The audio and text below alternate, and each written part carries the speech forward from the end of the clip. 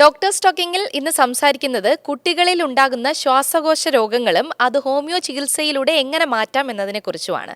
എന്നോടൊപ്പം ഉള്ളത് doctor Balachandran Nair, homoeopathic doctor. Doctor, welcome to the show. നമസ്കാരം. സാധാരണഗതിയിൽ പറയാറുണ്ട്, ഹോമിയോപ്പതി മെഡിസിൻസ് നമ്മൾ കൊടുത്തു കഴിഞ്ഞാൽ അതിന് കുറേ ലാഗ് ചെയ്ത് അല്ലെങ്കിൽ കുറച്ച് നാൾ നമ്മൾ മരുന്ന് കഴിച്ചാൽ മാത്രമേ അത് പൂർണ്ണമായി മാറുകയുള്ളൂ എന്ന് പറയുന്നുണ്ട്. അപ്പോൾ ഈ കുഞ്ഞുങ്ങൾക്ക് വരുന്ന ശ്വാസകോശ രോഗങ്ങൾ നമുക്ക് എപ്പോഴും പാരൻസ് എന്നുള്ള രീതിയിൽ നമുക്ക് എപ്പോഴും കണ്ടുകൊണ്ട് നിൽക്കാൻ പറ്റില്ല. കാരണം ഇവർക്ക് പെട്ടെന്ന് ഇത് കുറയണം അല്ലെങ്കിൽ പെട്ടെന്ന് കുട്ടി സുഖപ്പെടണം എന്നായിരിക്കും ചിന്തിക്കുക. അപ്പോൾ ഈ ഹോമിയോപ്പതിയിൽ ചെയ്യുമ്പോൾ ഇത് കുറേ ഡ്യൂറേഷൻ എടുക്കുന്നത് കൊണ്ട് തന്നെ അതെങ്ങനെ പെട്ടെന്ന് നമുക്ക് സുഖപ്പെടുത്താൻ സാധിക്കും? നമ്മൾ സംസാരിച്ച് വന്നത് നമുക്ക് ഈ രോഗപ്രതിരോധം അല്ലെങ്കിൽ നമ്മുടെ കുട്ടികളുടെ രോഗപ്രതിരോധ ശേഷി വർദ്ധിപ്പിച്ചിട്ട് നമുക്ക് എങ്ങനെ ആ കുട്ടിക്ക് ഇത് ആവർത്തിച്ച് വരാതിരിക്കുന്നതിനുള്ള മരുന്നുകളുടെ കാര്യമാണ് ഞാനിപ്പം നമ്മൾ സംസാരിച്ചത്. അപ്പോൾ ആ മരുന്നുകൾ നമ്മൾ കൊടുത്തുകൊണ്ടിരിക്കുമ്പോൾ തന്നെ നമുക്ക് വ്യക്തമായും പ്രകടമായും മനസ്സിലാവും, നേരത്തെ നമ്മൾ 2 ആഴ്ചയിലൊരിക്കൽ നമ്മൾ ആശുപത്രി കൊണ്ടുപോയിക്കൊണ്ടിരുന്ന കുട്ടികളെ നമുക്ക് 1, 2, 3 മാസത്തിലൊരിക്കൽ ആ പ്രയാസം വരുന്നുള്ളൂ എന്ന് മനസ്സിലാക്കാം. അങ്ങനെ വരുമ്പോൾ തന്നെ ഞാൻ സാധാരണ ചെയ്യാറുള്ളതെന്ന് പറഞ്ഞാൽ, അങ്ങനെയുള്ള അവസ്ഥ വരുമ്പോൾ നമുക്കറിയാം ഈ കുട്ടിക്ക് എന്തൊക്കെയാണ് അവസ്ഥകൾ വരുന്നു എന്നുള്ളത്.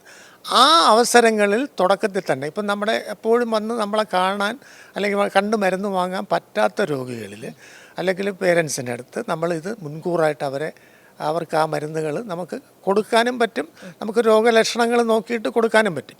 അപ്പം നമ്മളിത് വരാതിരിക്കാനുള്ള മരുന്നിൻ്റെ കൂട്ടത്തിൽ തന്നെ ഈ രോഗാവസ്ഥകൾ വന്നാൽ അതിനെ കൺട്രോൾ ചെയ്യാനും വളരെ ഫലപ്രദമായ മരുന്നുണ്ട്. അത് നമ്മുടെ ഒരു തെറ്റിദ്ധാരണയാണ്, പൊതുവായ ഒരു ധാരണയാണ്. ഹോമിയോ മരുന്ന് കൊടുത്താൽ ഒരുപാട് ലാഗ് വരും അല്ലെങ്കിൽ ഒരുപാട് സമയം എടുക്കുന്നത്. അപ്പം നമ്മൾ പറഞ്ഞതുപോലെ ഒരു കുട്ടിയെ, ഇപ്പോൾ സപ്പോസ് ഒരു കുട്ടിയെ കൊണ്ടുവരുന്നു, അവന് ഈ പറഞ്ഞ പ്രശ്നങ്ങളൊക്കെ ഉണ്ട്, അവൻ്റെ ഈ പ്രയാസങ്ങളൊക്കെ വന്നു പോയി, സാറേ ഞങ്ങൾ ഒരുപാട് ദിവസം കുറച്ച് നാളായിട്ട് ഇങ്ങനെ മാസത്തിൽ 2 തവണയായിട്ട് അവനെ ഹോസ്പിറ്റലിൽ ഹോസ്പിറ്റലിൽ കൊണ്ടുപോകുമ്പോൾ നെബുലൈസ് ചെയ്യാൻ പറയും, ആൻറ്റിബയോട്ടിക് കൊടുക്കും, അതല്ലെങ്കിൽ മറ്റ് മരുന്നുകൾ കൊടുക്കും, വീണ്ടും കൊണ്ടുവരും, വീണ്ടും അവന് 2 ദിവസം കഴിയുമ്പോൾ വീണ്ടും തുമ്മലും ജലദോഷം വരും എന്ന് പറയുന്ന കുട്ടിയെയാണ് എൻ്റെ അടുത്ത് കൊണ്ടുവരികയാണെങ്കിൽ, ഞാൻ ആ കുട്ടിക്ക് ആ സമയത്ത് രോഗലക്ഷണങ്ങളൊന്നും ഇല്ലാത്തൊരു പീരീഡാണെങ്കിൽ അവന് ഈ രോഗം ആവർത്തിച്ച് വരാതിരിക്കാനുള്ള മരുന്ന് സ്റ്റാർട്ട് ചെയ്യും. ആ മരുന്ന് അവന് കൊടുത്തുകൊണ്ടിരിക്കും. നമ്മൾ ഈ പറഞ്ഞ പോലെ ആഹാര നിയന്ത്രണം, നമ്മൾ ഈ 6-7 കാര്യങ്ങൾ ഞാൻ പറഞ്ഞല്ലോ, ആ ആഹാര നിയന്ത്രണങ്ങൾ, മറ്റ് എൻവയോൺമെൻറ്റൽ പൊല്യൂഷനൊക്കെ ഉണ്ടാകാതിരിക്കുന്ന, മറ്റ് അലർജി ഉണ്ടാകുന്ന കാര്യങ്ങളെല്ലാം പരമാവധി ഒഴിവാക്കാൻ നോക്കുക. അത് നോക്കിയിട്ട് നമ്മൾ ഇത് വരുമ്പോൾ, ഇപ്പോൾ അവന് ചിലപ്പോൾ അവർ പേരൻസ് പറയാണ്, എന്നെ വിളിക്കുകയാണ്, സാറേ അവന് വീണ്ടും മൂക്കൊലിപ്പും തുമ്മലും ജലദോഷവും വന്നു. അപ്പോൾ നമ്മൾ ഉടനെ തന്നെ അവരോട് പറയും, വന്നാൽ മതി, ജലദോഷം തുമ്മലും മൂക്കൊലിപ്പും മാറുന്നതിനുള്ള മരുന്ന് നമുക്ക് കൊടുക്കാം. അപ്പോൾ ആ മരുന്നുകൾ നമ്മൾ ഉടനെ തന്നെ സ്റ്റാർട്ട് ചെയ്യും.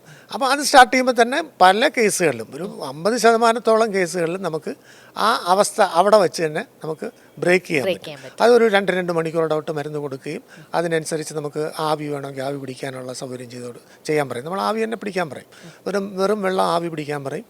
അത് കഴിഞ്ഞിട്ട് നമ്മൾ കുട്ടിയെ 2 ദിവസത്തേക്ക് തല കുളിപ്പിക്കാതെയൊക്കെ നോക്കിയിട്ട് അത് മാനേജ് ചെയ്യും. ആ മാനേജ്മെൻറ്റ് അതിൽ നിൽക്കുന്നില്ലെങ്കിൽ അടുത്തവർ പറയാൻ പോകുന്നത്, ആ കുട്ടിക്ക് തൊണ്ട ഇറിറ്റേറ്റ് ചെയ്തിട്ടുള്ള ചെറിയ ചുമ തുടങ്ങി എന്ന് പറയും. അപ്പോൾ ചുമ തുടങ്ങി എന്ന് പറയുമ്പോൾ നമുക്ക് ചുമയ്ക്കുള്ള വളരെ ഫലപ്രദമായ മെഡിസിൻ ഉണ്ട്. അപ്പോൾ ആ ചുമയുടെ മരുന്നുകൾ നമ്മൾ ഇതിൻ്റെ കൂടെ, ഇപ്പോൾ ജലദോഷത്തിൻ്റെ കൂടെ ചുമയുടെ മരുന്ന് കൂടി ആഡ് ചെയ്യും. അത് കഴിയുമ്പോൾ അവർ പറയും 2 ദിവസം കഴിഞ്ഞപ്പോൾ ചെറിയ ശ്വാസം മുട്ടലൂടെ ഉണ്ടെന്ന് പറയും. അപ്പോൾ നമ്മളത് ഒന്നിച്ച് കൊടുക്കുകയോ, ഈ കുട്ടിയുടെ രീതികൾ അറിയാമെങ്കിൽ നമുക്ക് ഈ മരുന്നുകളെല്ലാം ഒന്നിച്ച് തന്നെ കൊടുക്കുന്നതിനും തെറ്റൊന്നുമില്ല, കൊടുക്കാൻ പറ്റും. അപ്പോൾ ആ മരുന്നുകളുടെ ഒരു കോഴ്സ് കൊടുക്കുമ്പോൾ ഒരു 75% നമുക്ക് മാനേജ് ചെയ്യാൻ പറ്റും. ഒരു 25% അല്ലെങ്കിൽ ഒരു ബിലോ 10% നമുക്ക് മാനേജബിൾ അല്ലാതെ വരുന്നില്ല എന്നൊന്നും ഞാൻ പറയത്തില്ല. കാരണം ഒരു 75 to 80% നമുക്ക് ഈ മരുന്നുകൾ കൊണ്ട് മാനേജ് ചെയ്യാൻ പറ്റും. ആ പറ്റുന്നത് എങ്ങനെയെന്ന് വെച്ചാൽ, നമ്മൾ ഈ ഓരോ കണ്ടീഷനും, അപ്പോൾ നമ്മൾ ഉടനെ തന്നെ അവർ പറയുകയാണ്, സാറേ അത് മൂക്കിൽ നിന്ന് വരുന്നത് മഞ്ഞ നിറമായി, ചുമച്ചെടുക്കുന്ന കഫം മഞ്ഞ നിറമായി എന്ന് പറയുമ്പോൾ, ഹോമിയോപ്പതിയിൽ നമുക്ക് ആൻറ്റിബയോട്ടിക്കുകൾക്ക് സമാനമായ, എന്നാൽ ആൻറ്റിബയോട്ടിക്സിൻ്റെ മറ്റ് ബുദ്ധിമുട്ടുകളൊന്നും ഇല്ലാത്ത മരുന്നുകളുണ്ട്, ഇല്ലാത്ത ആൻറ്റിബയോട്ടിക് എഫക്റ്റ് ഉള്ള, അല്ലെങ്കിൽ ആൻറ്റി ബാക്ടീരിയൽ ആയാലും ആൻറ്റി ഫംഗൽ ആയാലും മൈക്രോബിയലായിട്ടുള്ള ഏത് കണ്ടീഷനായിട്ടുള്ളത് അതിനെതിരായിട്ടുള്ള മരുന്നുകളുണ്ട്. ആ മരുന്നുകൾ കൂടി നമുക്ക് കൊടുക്കാൻ പറ്റും. അങ്ങനെ ആ എപ്പിസോഡ് നമുക്ക് ഹോമിയോ മെഡിസിൻ കൊണ്ട് മാനേജ് ചെയ്യാൻ പറ്റിയാൽ നമുക്ക് പിന്നെ ആ കുട്ടിയെ നമുക്ക് മറ്റ് മരുന്നുകളിലേക്ക് പോകേണ്ടാത്ത ഒരവസ്ഥയിൽ കൊണ്ടുവരാൻ പറ്റും. അപ്പം നമ്മൾ ഈ വീണ്ടും ഇത് വന്ന് ഉടനെ തന്നെ നമുക്ക് വന്നു ഹോമിയോ കൊടുത്തു, പലരും പറയാറുണ്ട് ഹോമിയോ കൊടുത്തു, ചുമയൊക്കെ വന്നു, സഹിക്കാൻ പറ്റിയില്ല, ഞങ്ങൾ നേരെ വീണ്ടും അലോപ്പതി മെഡിസിൻ അല്ലെങ്കിൽ പീഡിയാട്രീഷനെ കാണിക്കേണ്ടി വന്നു എന്ന് പറയും. നമ്മൾ ഈ റെഗുലറായുള്ള രോഗപ്രതിരോധ മരുന്നുകൾ കൊടുക്കുകയും അതിൻ്റെ കൂടെ തന്നെ ആ സമയത്ത് വരുന്ന രോഗാവസ്ഥകൾക്കുള്ള മരുന്ന് നമ്മൾ കയ്യിൽ കരുതുകയോ അല്ലെങ്കിൽ ഡോക്ടറെ കാണിച്ച് മരുന്ന് വാങ്ങുകയും ചെയ്താൽ നമുക്ക് ഈ ഒരു ലാഗ് അല്ലെങ്കിൽ പ്രയാസം ഉണ്ടാകത്തില്ല. കാരണം എന്ന് പറഞ്ഞാൽ ഈ വരുന്ന കുട്ടികളും ഒക്കെ നമ്മുടെയൊക്കെ കൊച്ചുമക്കളെ പോലെയുള്ള കുട്ടികളാണ്. അപ്പോൾ അവർക്കൊരു ബുദ്ധിമുട്ടുണ്ടാകുന്ന തരത്തിൽ ഒരിക്കലും ഒരു ഡോക്ടറും പ്രവർത്തിക്കത്തില്ല. അപ്പോൾ അതിന് ഫലപ്രദമായ മരുന്നുകൾ നമുക്ക് നിലവിൽ അവൈലബിളാണ്. അത് ഉപയോഗിക്കാൻ പറ്റും.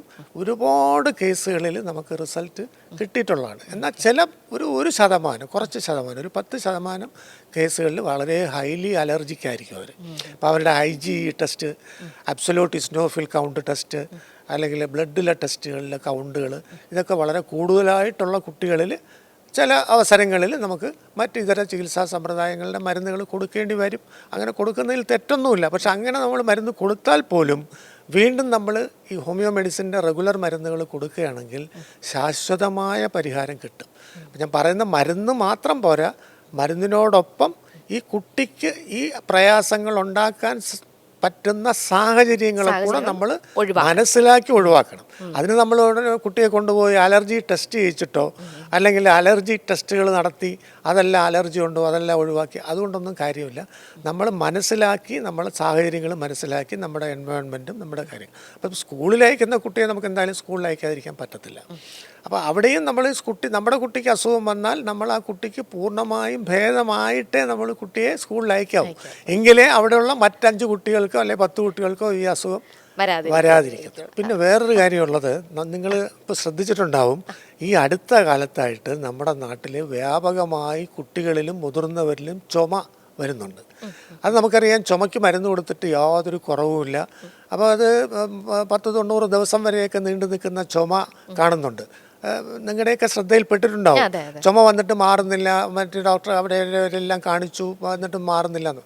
വളരെ ഫലപ്രദമായ ഹോമിയോപ്പതി മരുന്നുകളുണ്ട് ഈ മാറാത്ത ചുമ മാറ്റാനായിട്ട്. വളരെ എഫക്റ്റീവാണ്. അത് ഇത്തരണത്തിൽ അത് പറയാതിരുന്നാൽ അത് ഒക്കത്തില്ല. അതുകൊണ്ടാണ് ഞാനത് പറയുന്നത്. തീർച്ചയായിട്ടും ഈ കുട്ടികളിൽ ഇപ്പോൾ കാണുന്ന എങ്ങനെയാണെന്ന് വെച്ചാൽ നമുക്കൊരു ജലദോഷം വരും, ചെറിയ ചുമ വരും, ചെറിയ പനി വരും, അത് കഴിഞ്ഞ് ആവർത്തിച്ചുള്ള ചുമ. അപ്പോൾ കുട്ടികളിൽ രാത്രി കിടന്നുറങ്ങുമ്പോൾ ഉണ്ടാകുന്ന ചുമ, ലൈയിങ് ഡൗൺ അഗ്രവേഷൻ, അല്ലെങ്കിൽ രാത്രി കിടക്കുമ്പം വരുന്ന ഇങ്ങനെ കട്ടിൽ കിടന്ന കുട്ടികൾ ഇങ്ങനെ ചുമച്ചുകൊണ്ടേയിരിക്കും, എണീറ്റിരുന്ന് ചുമച്ചിട്ട് അങ്ങ് ഛർദ്ദിക്കും. രാത്രി വരുന്ന ചുമ, രാവിലെ വരുന്ന ചുമ, തണുപ്പ് കാറ്റടിക്കുമ്പോൾ ചുമ, പനി വന്നിട്ട് ശേഷം കഫ് ആഫ്റ്റർ ഇൻഫ്ലുവൻസ, അതിന് പറയുന്നുണ്ട് മരുന്ന്. അങ്ങനെ ഓരോ അവസ്ഥയ്ക്കും ഹോമിയോപ്പതിയിൽ പ്രത്യേകം മരുന്നുകൾ പറയുന്നുണ്ട്.